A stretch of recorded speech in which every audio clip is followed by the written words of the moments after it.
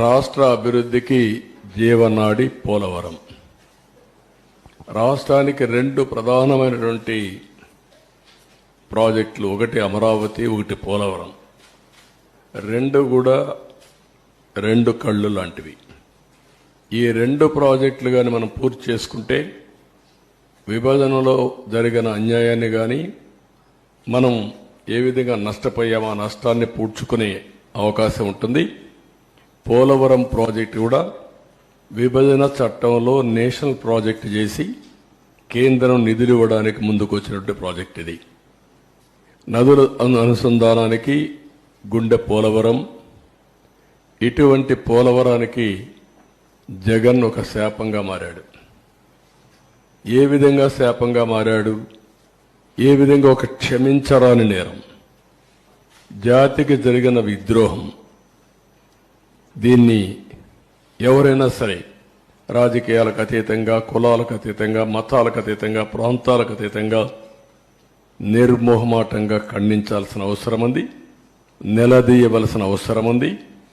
రాష్ట్రాన్ని నాశనం చేసే హక్కు ఎవరికీ లేదు. చేత కాకపోతే ఇంట్లో ఉండొచ్చు, కానీ ఒక మభ్య పెట్టి పదవి పొంది తద్వారా మోసం చేయడం చాలా దారుణం. ఆ విషయం నేను మీ ద్వారా ప్రజల దృష్టి తీసుకొస్తున్నాను. నెక్స్ట్, ఆంధ్రప్రదేశ్ వ్యవసాయ రాష్ట్రం. దక్షిణ భారతదేశంలో నీళ్లుండే ఏకైక నది గోదావరి. మనం లోయర్ రైపేరియన్ కింది రాష్ట్రంలో ఉన్నాం. మన దగ్గర నుంచి నీళ్ళన్నీ సముద్రానికి వెళ్తాయి. దగ్గర ఆవరేజ్న 3000 టీఎంసీ నీళ్లు తలసరి ప్రతి ఒక్క సంవత్సరం సముద్రంలోకి వెళ్లే పరిస్థితి ఉంది. ఈ నీళ్లన్నీ గాని ఉపయోగించుకుంటే రాష్ట్రాన్ని కరువు రహిత రాష్ట్రంగా, డ్రౌట్ ప్రూఫ్ స్టేట్గా చేసేందుకు అవకాశం ఉంది. డెల్టా స్థిరీకరణతో పాటు ఉత్తరాంధ్ర, రాయలసీమ తాగునీరు, సాగునీరు దించే బహుళార్థ సాధక జాతీయ ప్రాజెక్టు. అదే మరుగా ఈ వరదలు ఇవన్నీ వచ్చినప్పుడు కానీ, మామూలుగా కానీ జల విద్యుత్, హైడ్ అనేది చాలా ముఖ్యం. ఇప్పుడు సోలార్ విండ్ వచ్చింది. సోలార్ డే టైం వస్తుంది, విండ్ నైట్ ఈవినింగ్ టైం వస్తుంది. మిగిలిన గ్యాప్ ఏదైతే మనకు కొన్నిసార్లు కరెంటు కొరత ఉంటుంది, పీక్ లోడ్ ఫ్యాక్టర్, అప్పుడు ఈ హైడ్లు ఉంటే ఎప్పుడైనా ఆన్ చేసుకోవచ్చు, ఎప్పుడైనా ఆఫ్ చేసుకోవచ్చు. ఆ విధంగా కూడా హైబ్రిడ్ మోడల్ తేవడానికి ఐడిల్ పవర్ చాలా ఉపయోగపడుతుంది. అలాంటి ప్రాజెక్ట్ ఇది.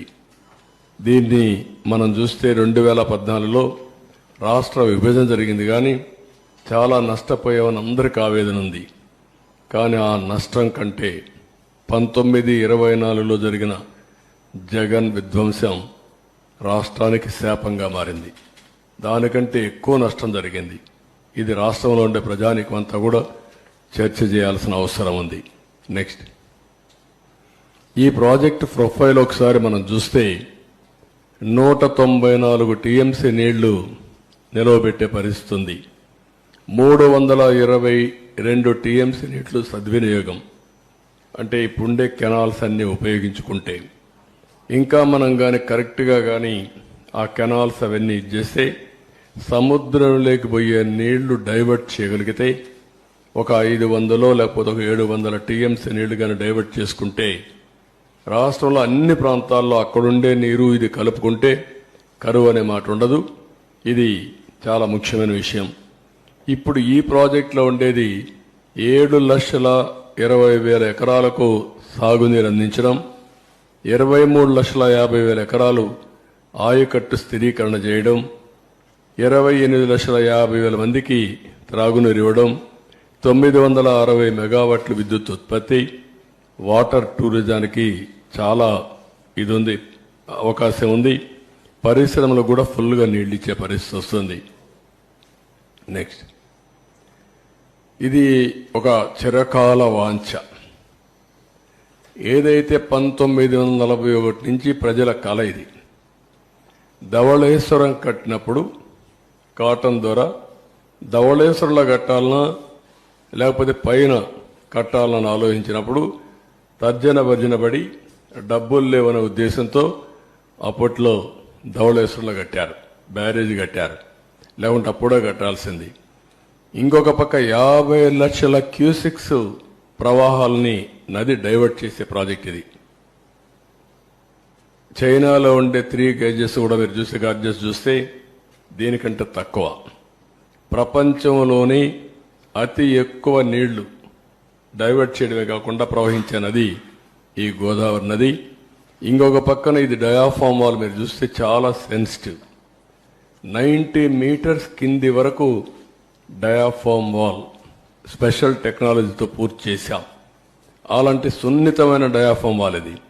ఇంకొక పక్కన 20 మీటర్ల ఎత్తు, 16 మీటర్ల వెడల్పు ఉన్న అతి భారీ గేట్లు, బిగ్గెస్ట్ గేట్స్. ఇంకొక పక్క 390 కిలోమీటర్ పొడవున్న కుడి ఎడమ కాలువలు, అటు ఉత్తరాంధ్ర ఇటు వచ్చే కొందికి రైట్ మెయిన్ కెనాల్ రెండు కూడా 390 కిలోమీటర్స్ ఉన్నాయి. ఇంకొక పక్క ఇప్పుడు జరిగే పెద్ద ప్రాజెక్టులో ఒకటి, భవిష్యత్తులో కూడా ఇంత పెద్ద ప్రాజెక్టు మనం నిర్మాణం చేయబోం. ఇదే లాస్ట్. ఇండియాలో కానీ ప్రపంచంలో కానీ ఒకసారి చూసి అనలైజ్ చేస్తే ఇంత పెద్ద ప్రాజెక్టు మళ్ళా వస్తుందనే ఇది కూడా లేదు. అదే మరి ఇంకొక పక్కన 24 గంటల్లో 32,315 క్యూబిక్ మీటర్ల కాంక్రీట్ పనులు చేసి గిన్నెస్ రికార్డు కూడా సాధించారు ఆ రోజు. ఈ రోజు చూస్తే ఏ ప్రాజెక్టులో నిర్వహించిన కాంక్రీట్ పనులు పోలవరంలో చేయడం జరిగింది. ఇవన్నీ కూడా సైలెంట్ ఫ్యూచర్స్ కొన్ని మాత్రం. నెక్స్ట్